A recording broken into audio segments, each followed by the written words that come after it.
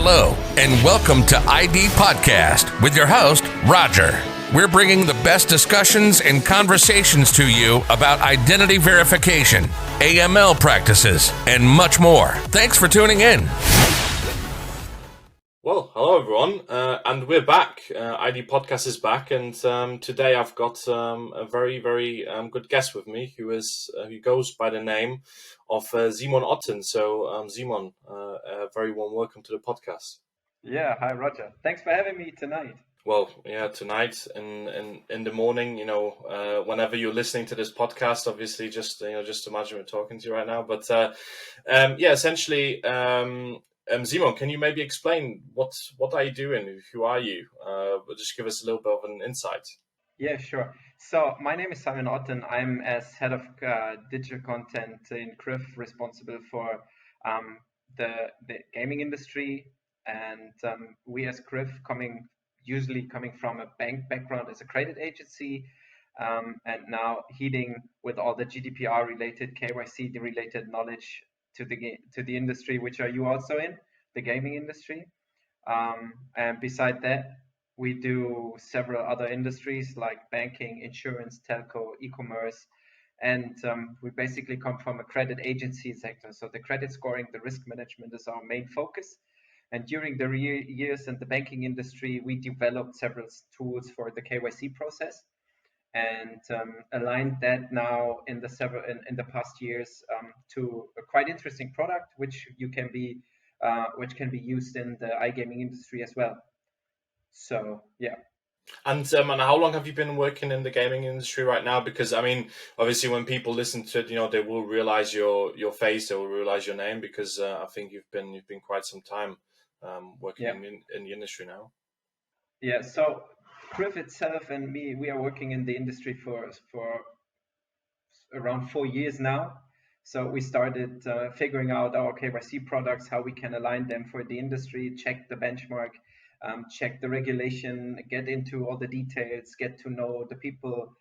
For example, several consulting companies from Germany and Malta, some lawyers from Germany and Malta, and discuss the products with them, if they are good for the industry, if they have a benefit from that, and we got a really, really positive feedback from all those partners, so-called. So it's the same from you guys. So yeah, for 4 years now. Oh, okay. Well, I mean, definitely in the industry, it's a very long time, because it seems like, nowadays, people obviously jump from one industry to another, but it's obviously people will remember you, and you have obviously a lot of relevant customers in the industry, a lot of big ones as well. So definitely a very big name that is CRIF is obviously in the gaming industry. And I think the first time I actually saw CRIF, and that will always stay with me, is like your little Irish pub stand that you always have, at Sigma, and I think that's kind of have become like a little bit of a branding, I guess, that everyone remembers CRIF. Oh yeah, those are the Irish pub guys, Yeah, I totally agree. So this was the best thing. So we established this with our partner Kite Consultants from Malta, and they developed the idea for having the Irish pub. And maybe, as you know very, very well, that the Irish pub is a really, really cool meeting point around Sigma. If you go and ask, can we meet at the Kite stand or the CRIF stand, everyone is like, huh? If you go to them and say, let's meet at the Irish pub, everyone knows where to go. Yes. So, and we were always packed. I think we gave away last year 43 cans of Guinness. Wow, that's so we had a lot of beer during the whole show. Oh, well, but made really good contacts. When it's warm and nice, you always enjoy, I guess, a really nice kind of cold Guinness. But and I guess, first of all, the news only kind of, I guess, filtered out yesterday, became reality today, and which is essentially the German gambling regulation. And hey, would you believe that every single federal state signed? Actually, it's for obviously us, I guess, you have been looking at this for quite some time now. It's actually quite like a little bit well, it feels a bit like Christmas, I guess. Oh wow, we have now like a gambling regulation, and in Germany, I mean, obviously it involves a lot of KYC, but again, not only KYC, but a lot of more processes that are behind, the gambling companies. So I guess, what are your first thoughts on well, first of all, having a regulation, but also on the other hand side, what does it mean for your business? Yeah. So the toleration itself is great. So no one needs to stop right now. So they can keep on doing their business, but they have to maybe change or adapt their processes and their systems and their services. So with that, there comes a lot of effort along. So a lot of operators right now, they struggle with the time shield because they have to change a lot of stuff in a really short matter of time. Beside that, or with that, comes the changings in the KYC sector. So how they can, align their KYC services in order to the regulation, beside changing their system in order to fulfill the new gambling regulation. So the first thing that comes to my mind, really good, but the operators have a lot of work, and so we thought together how we can make the KYC part easier for the customer so that they can focus on their core business. So yeah. And I think, obviously saying that, there's a lot of work and a lot of stuff going on, but obviously, which is the most important thing, there's now a lot of or there is still, or was, or will be a lot of focus on protection of players. So, and I mean, I think now with a regulated market, I think there is obviously measures in there. Some obviously, we might discuss one or two things that, are maybe unnecessary, but I think overall, finding that, first of all, entry of a regulated market to protect your players and not to be on the black market, I think that's a really positive step for everyone, and essentially every single operator that was working towards a regulated market where everything's regulated and fair, to everyone as it is.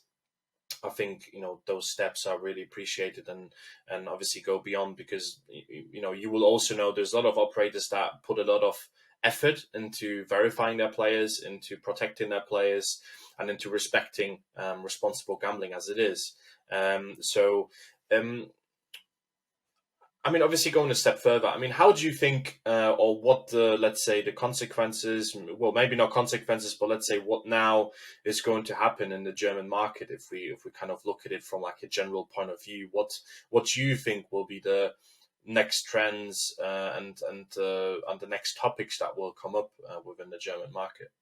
Yeah. So first of all, player protection is really, really important, of course. And for the player protection, I need to make sure I have a regulation and I have a really good KYC process so that I know my customer. So this is really important.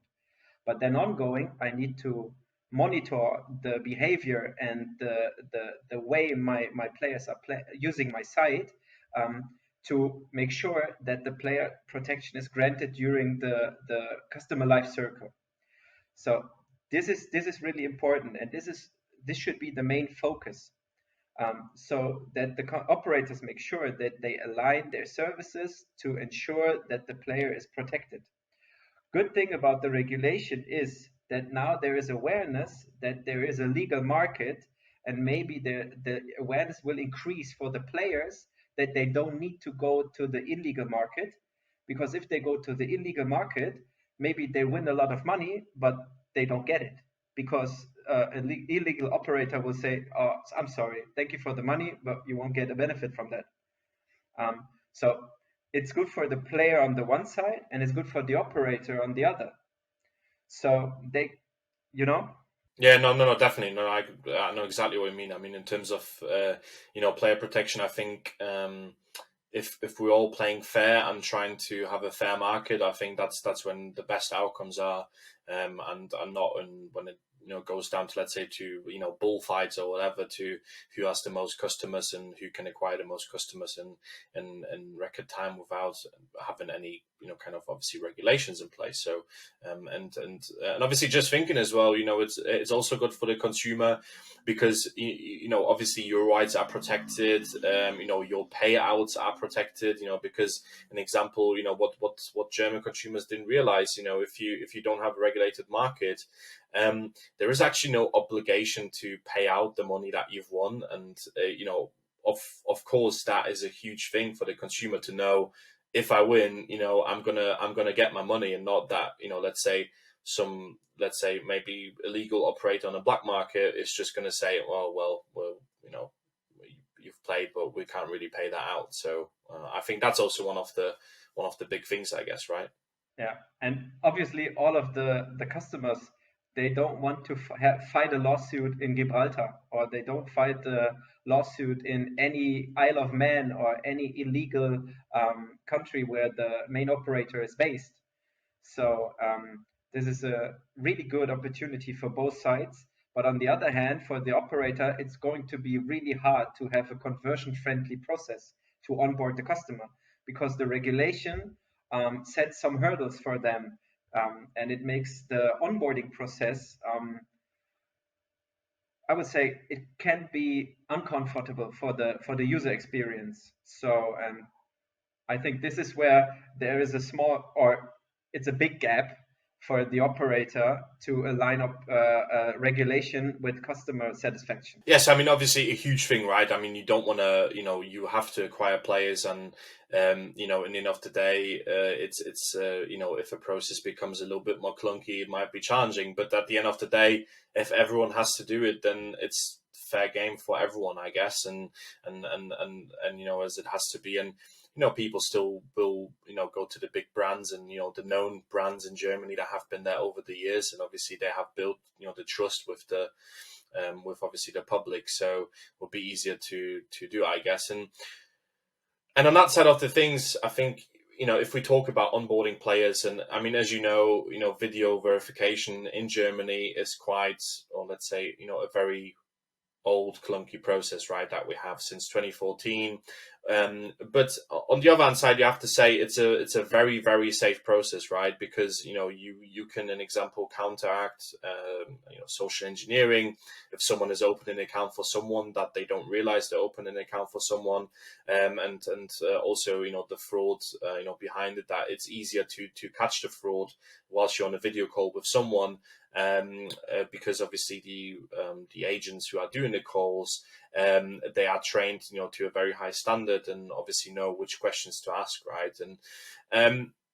And I guess a little bit of a revelation from our side. So you obviously know what IDnow is doing, and I usually never do or never self plug IDnow into any of these podcasts, because I think it's sometimes it's not relevant, so I don't want to put some adverts in there. But I guess when obviously you guys will know, and we'll come to that later, why you guys know, and why you guys know IDnow so well. It's what we've done is the average call time for a video verification, and you know it yourself, you have done it for various banks, various insurances, and it can take sometimes 5 to 7 minutes, if obviously you don't have everything to hand, then you're running around the house with like a video call on your mobile. But actually what we at IDnow have done is we have made this process a lot more efficient. Well, like Germans should be anyway, right? So, we've done it more, a lot more efficient, a lot more time saving. So we essentially halve the time of the video call, which means we're capturing a lot more things before the call starts, in order to, get to result. And which is, again, for operators, it's a massive thing, right? Because customers don't want to maybe spend 5 or 7 minutes time in order to open an account. So you might just stay with the old account that you created, 5 years ago.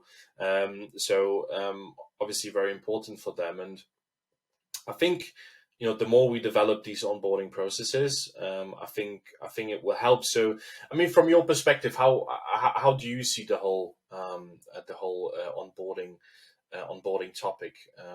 How do you see that? What do your customers say? Because I mean, as you said before, you don't only onboard customers, you also do a lot of transaction monitoring, a lot more anti-fraud, also PEPs and sanctions, etc. So how do you see the topic of onboarding in the German market? So onboarding in the German market is, as I said before, it's really important to make sure that you have the right information about the customer and make sure that it's really him. So video identification is a really big part of that in Germany, because the awareness is already there, because banks used it, telecommunication provider used it, and all other companies, or a lot of other companies and departments, they use it as well. So from an awareness point of view, the video identification process is, I think, the number one right now in Germany, but it's the most expensive and it's the most time-assuming one. And the fact that you developed a combination of the auto-ident and the video identification services and half the time of the video identification process makes the time for onboarding and the way the onboarding is done and the evaluation and authentication is done faster. And as you know, customers, they don't want to sit in front of a video for 4-5 minutes. They want to play now. And the faster the identification or the onboarding process is done, the more satisfied the customer is. So from my point of view, this is a really, really, it's a gift for the industry that you halve the process, the time of the onboarding with video identification. Yeah, no worries. You're welcome. You're welcome. No worries. Okay. But I need to say, I hope that at some time the auto-ident service will be approved by the Commission for Youth Media Protection or from any other institution where the regulation is referring to, because this is less time consuming than the video identification tool, and the intelligence, the artificial intelligence or the machine behind it who is checking the face and the ID card, for example, they make less mistakes than people do. So from a mistake point of view, I think it's this service will be better and faster and also cheaper, and will push the industry to another level by onboarding customer. Yeah, no, I mean, totally agree. And I guess, with the new law, I mean, what would be a regulation without the gray zones in there? So, I mean, obviously, you know it yourself. It's because, I mean, we can obviously state it very clearly here because this is facts. The German AML law requires you to do a video verification or some sort of different approved check, which could be an EID check as well. Right, so or an access to account. Yes. Is as maybe the Yes company from Switzerland or Germany, they offer the access to account service, and this is also a good one. You saw it when we had the meeting a couple of weeks ago. So so a combination of them would be a perfect match for a perfect process to give the user the opportunity to choose the service he wants, the service he knows, because then you increase the performance and you increase the conversion. Because if a player can use the service he is aware of, he likes, then he feels better and he will do it faster because he's aware and he knows how the process works. So yeah, so that's on one side is the German AML law, which is the Geldwäschegesetz. For anyone who obviously has ever seen the three letters GWG, so this is the Geldwäschegesetz, which is short for AML, and this is what you have to do by law in Germany. However, there is also reference to the KJM, which is the Kommission for Jugendmedienschutz, and also the KJM. They essentially also approved. Nowadays, automated verification solutions. However, they include also a biometric check, which is, I guess everyone knows it from companies like Revolut, Monzo, etc. Those fintechs that use it for onboarding. But it's a huge gray area, and if we would go to, I guess 10 lawyers right now, 5 would say it's okay to do a KJM check, and 5 would say you have to do it by AML law. And this is essentially something that operators will have to find out. We'll have to see, and maybe even before the 1st of July, we'll see some maybe different changes, and to to make it really clear to everyone what exactly they have to do. I mean, obviously the KJM, they approved an example. The IDnow AutoIdent was the first ever automated verification solution that is allowed for age verification in Germany, which was a huge step.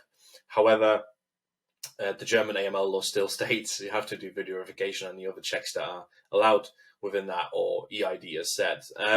So, I mean, obviously for you guys, I mean, I know CRIF can offer any single one, any single solution to onboard customers, and I guess every single operator will essentially either offer those solutions separately, or they will offer them right away to the customer.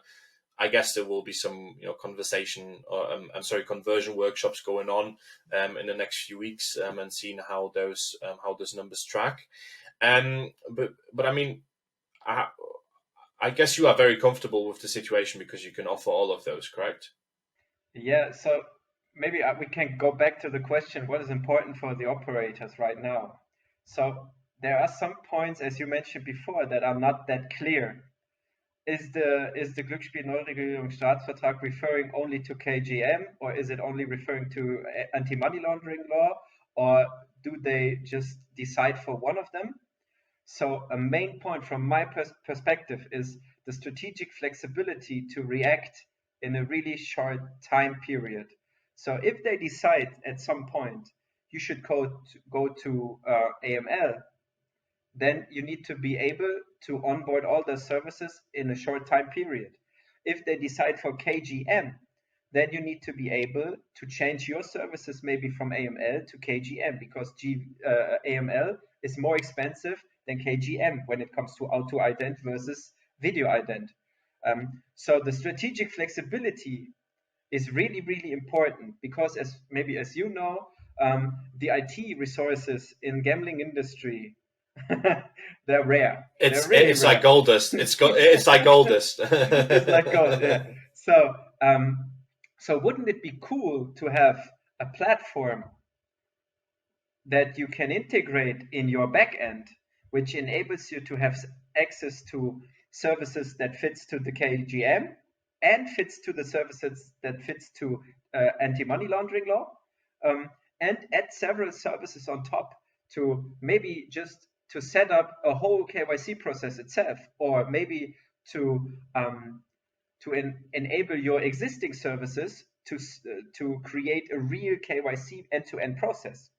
And if the regulation at some point changes to another services, which maybe is coming up in 5 years, maybe a blockchain identification services, then you only go to the provider and say, can you please add this service to your platform? And you can still use this to the same API you already have, no matter if you use one service or you use 10 services. And I guess it's let's see what the future for KYC holds. But at the moment, it is obviously very let's say decentralized from a European perspective. I mean, if we talk in world perspective, even more so. I mean, every country has their own regulations, every country has their own documents, every country has their own technology that they use in. I mean, Sweden is, I guess, very far when it comes to that with their bank ID, which is very easy to verify.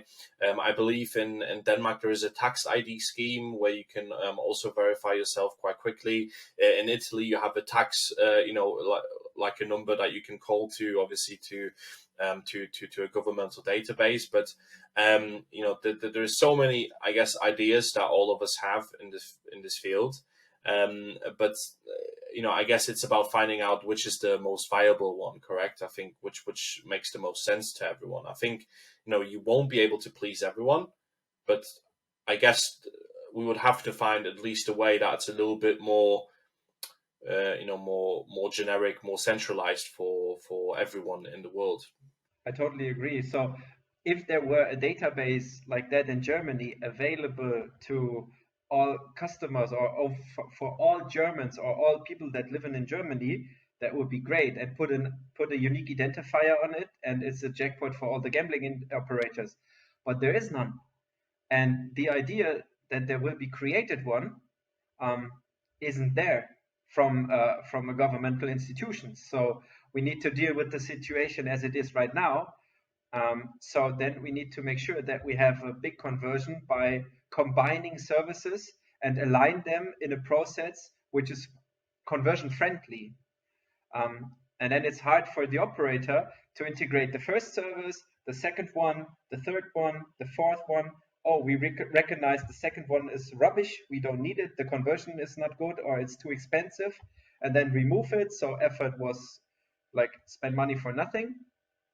And so, yeah, we need to deal with that. And this is why we have this conversation right now, because CRIF at IDnow had a lot of Guinness at Sigma in Malta and discussed how we can work together to improve the identification process. Because at the end, we have all the same idea. How does a perfect conversion-friendly, regulation-friendly, or compliant process look like? And due to the fact that we have the same mindset, we sat together and had some thoughts about how can we deal with that? How can we make life for our customer easier? So, well, I mean, you obviously, went to the next thing, but I mean, it was literally like that, wasn't it? Like, it was just, myself and Oliver, came over to you guys. We had a, quick chat. Very quickly realized that we're on the same wavelength. And we kind of, I would say, speak the same language to customers. That we understand that we have to be customer centric in order to be successful, and in order to be successful for the customer, you have to work together, right? So, I mean, and obviously what we're talking about is, IDnow and CRIF have formed a formal partnership where IDnow will provide our identification and processes and methods to the CRIF platform, which essentially you just obviously explained what you guys are doing, and it's just about enhancing your platform with IDnow. And I mean, I'm always a friend of working or collaborating with the right people in the right industry and at the right moment in time, because I think it is this moment in time where we came to really pick some partnerships and really roll with them, because I think we could easily say that we were competitors before that, in certain projects, but if we actually realized we're actually a lot better together rather than just fighting against each other, because we have two strong solutions that are competing against each other. So why not partner and let's offer our services together, because this is really what helps the customers, rather than two companies just saying, who's better? I'm better. So it's I guess that's why we did it, and obviously a huge pleasure from essentially our side to be working with you guys, and maybe share some of the thought process that went or is kind of behind how you made your decision to partner with IDnow. I mean, why did you decide, let's say, from one day to another? Because it was literally from one day to another. Like, why did you decide to say, okay, IDnow, I want to work with those guys and I want to use their product? The main reason is you can drink a lot of Guinness in a really matter of short time. Hey, come on, man. Come on, man. Now, when it comes to challenging possible partners for CRIF, it's all based on quality of the service. That's the first thing, and mindset of the partner's team. And we realized that in a really short matter of time, and we, as you remember, we did the integration of you guys in our platform within 15 minutes at Sigma at ICE in London on the booth. So the way we work is really the same. It's like hands-on, let's go. Okay, there is a benefit, let's do it. We put the contractual stuff aside, we do it, okay, it's necessary. And also this was really, really easy to discuss. How can we deal with that? There is a pricing, okay, it's fine for us, fine for you. How is the data protection part be done? That's fine for us, fine for you. We talked to your founders, they were like the same mindset. And so this is how we decide. So if the mindset is right, and if the quality of the product is good, and if there is a benefit for the customer, so a win-win situation or a win-win-win situation, then why don't we do it? Why shouldn't we do it? Because if there is a benefit for everyone, then we do it. And well, first and foremost, the biggest benefit is for the customer themselves, easily put, because I mean, as I said, you are obviously combining the best processes that are available and to put it into one API, or to explain to anyone who doesn't know what API mean, is basically to put everything together into one big funnel, and everything comes out of just one end. Because otherwise, sometimes KYC processes, can become like 10, 15 solutions, and everything has to be needs to be maintenance behind this, and maintained. That's what I was looking for just now. But and you guys obviously making it easier, which is great. And if sometimes customers want to manage that themselves, so that's obviously not a problem at all. But obviously most of the people, as you just said, resources are limited, time is limited, time is going very fast. I mean, that's obviously another topic with the pandemic. Identity verification just, increased, a 100-fold, I would say, in Germany on its own, because you know it yourself. We're both German, so we know how those things work in Germany. Everything, you have to go to this Meldeamt, you have to go to this Amt, and you have to go here, and everything is in person. And every time someone just looks at your passport, yeah, that's fine, whatever. So it's and that's from a governmental perspective, but I think that's the whole mindset that was in Germany before this pandemic, that everything had to be face to face, that everything had to be on site. Obviously, identity verification is just helping within that time. And for yourselves, then, can you describe a little bit what happened for you during the pandemic, and what happened for you? Did you see an increase? Did you see more, people coming to you because they wanted to digitalize their process? How was it for you? So, as I mentioned, I'm responsible for the whole digital content, the digital business within CRIF.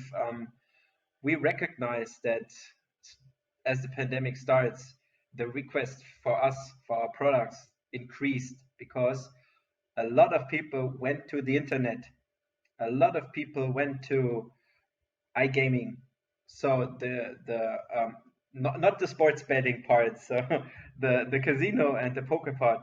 And so the requests that increased, because people now are searching for, how can I onboard, or how can I qualify my customers faster, because there are so many and I want to onboard and integrate them as fast as possible.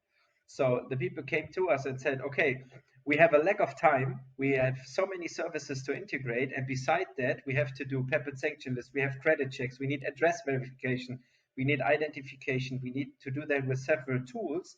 How can I do that all in my own IT? I need a service where I need only one integration, need to understand how it can work with the responses, and go. And the rest will be done on CRIF side, or is already done on CRIF side. It only need to be configured and is white labeled. So you put your logo over here, you change the process a little bit from here to there, but the main work is done. And so because we did this microservice-based approach on a platform, the requests or the interest of the companies from my industry, it increased. It was not as big as in your industry or in your business, but we recognized it a little. Maybe a short example: I'm working for the second biggest web hosting provider in the world, and they was like, oh, we need to onboard the servers. Okay, we did. And then they recognize, oh, there is something missing. Do you have it? Oh, yeah. Okay, how long will the integration take? Oh, no problem. We do it during the call because you are already integrated. And they was like, oh, that's the best thing ever. And they developed themselves and offered a better process for their customers. Yeah, which is great. And obviously what you guys are all about, right? Just making those journeys quicker and more efficient, wherever and however they want to do them, right? Yeah, so it's absolutely up to the customer. So if he has integrated our interface, then he has access to the microservice-based platform. If he's choosing one services, fine. If he wants all services, fine. It's not a matter of you have to take at least 2 services. No, if you want one, you can have it. If you need a dashboard for reviewing, if you need a dashboard for KPI, you can have it. If you need a really sophisticated fraud solution, best in class, okay, you can have it. If you don't need it, I'm fine too. So, and if you need it strategically, so as I mentioned before, the strategic flexibility is really, really important. For example, you don't need it now, but the fraud is increasing because now fraudsters are attacking your services. Then you come back to us and say, I need a fraud service. And we'll say, okay, there it is. No, that makes absolute sense. And I mean, so and to obviously progressing obviously then just coming to the end, I would say. So in the next few weeks, months, years, like where do you think you will go as a company? But then also at the same time, what do you think the market is going to be doing from your perspective, as your personal opinion? Like what's like what do you think where we're going or where we're heading right now? Okay, right now the market is crazy because everyone needs to change the systems and wants to have a KYC process in place, and there are inquiries at least, I don't know, once a day. There's someone who wants to have information about the process and how he can deal with this problem. But I think in the next at least 1.5 years, there will be a big lesson learned for the services, for the KYC processes companies are setting up. And I hope that CRIF is a good partner to evaluate the perfect one, to create a benefit for the company by helping with its platform to orchestrate the right solution for each operator. And even if you are not interested in our services, then we are happy to discuss about the idea. What can we improve? How we can maybe make the process using IDnow through CRIF better, or using other services through CRIF platform better, or which services are needed to integrate in the platform, just to make sure that we solve together this big issue of conversion versus regulation. And this is a passion. This is a real passion. So maybe, as you know, our CTO, he's a little bit crazy, but he's also passionate about improving. And yeah, a little bit. Yeah, I think little bit is an understatement. So here's my greetings to you, Saif. So I hope that at the end there will be a really good, really cool onboarding process for the customers to make sure that the operator fulfills the regulation and the customer is happy with the process. No matter if it comes from CRIF or if it comes only from IDnow or from whatever kind of company. Well, I mean, I suppose it's even though some companies are competitors, and obviously, like I always say, I'm always happy to speak to anyone in the industry. I mean, as we speak to anyone, and it's all friendly, from our side anyway. You still have your little bit of banter with anyone and stuff, but that's just how it works. But I mean, overall, I think we also as technology providers have to come together and to optimize certain solutions and to and direct everyone in the right direction, because I think we also have an opportunity here right now, how to scale the future and how the future is going to look, because we have the solutions, we have the expertise, and can really direct where everything's going. So everyone just needs to come together. And it's my, I think it's the favorite C word in everyone's mouths when it comes to this industry. It's collaboration. I think I've heard this word so many times. By now I could probably get a tattoo on my shoulder or something, just because that's all we keep talking about in this industry, pretty much. You want to do it next to the pink elephant, or? Yes, so, of course, yeah. Just, okay, but maybe we could start a little shout out here. So everyone who is in the industry, operator, supplier, consulting, lawyer, get back to us if you are ready to discuss how we can improve the onboarding process in the German market for operators. So we would be really happy to discuss. Yeah, and how we can make it better, how we can improve our services, how we can, just obviously make everything a little bit easier for everyone in the future, right? So, I always say, if you have any ideas whatsoever, you can obviously, get a patent first and then tell us, but, just come to us and just, talk to us. And I think we all will be, very happy to hear some feedback from outside of the KYC industry, let's put it this way. And if you are at Sigma in February, if it still takes place, then join the Irish pub and enjoy a Guinness with Roger and me. Hey, maybe we might see like an extended Irish pub next to the Irish pub, right? Because obviously we have a stand, so let's see, maybe we can make an Irish club out of it. So let's let's see if we can work that one out.